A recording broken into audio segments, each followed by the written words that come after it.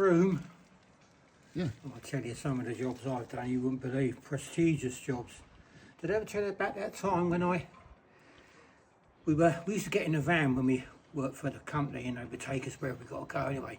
This particular day, got in the van and they took us to Eton College. So we get there and we had to meet the building bursar. They had lots of bursars, laundry bursar, food bursar. Anyway, when we get there, right, lads, what you got to do is he said, we've got to, oh, the chap from the Heritage was there as well, because it's obviously a listed building.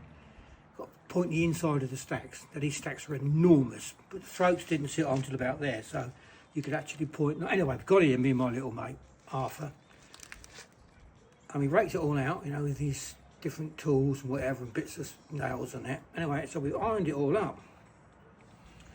Anyway, so he told us to call him when we'd done the section, which we did do. So he's coming with it and it's all lit up. He's looked at it, he said, right, he said, that's a really nice bit of pointing. But he said, it's not ironed up, it's cut and struck. Now you can imagine, can't you? These things are enormous, 40, 50 foot tall. Anyway, so we've done a section of it, called him in again. And he looked at it, he said, right, he said, that's much, much better than it was. He said, but if you could just get it a little bit better than that, which we did do.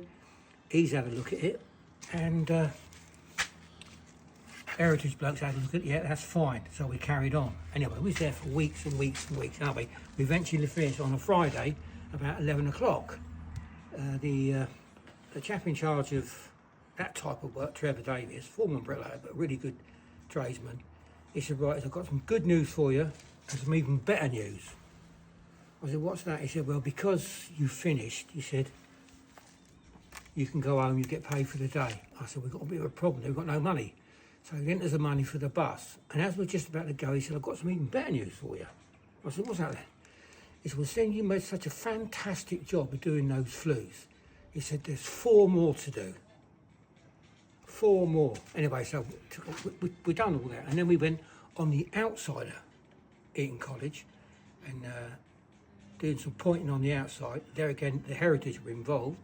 And that was what they call a monumental pointing, and that was a nightmare. You had to rake it out only to a certain depth. You had these bits of wood, couldn't go any, had to be, anyway.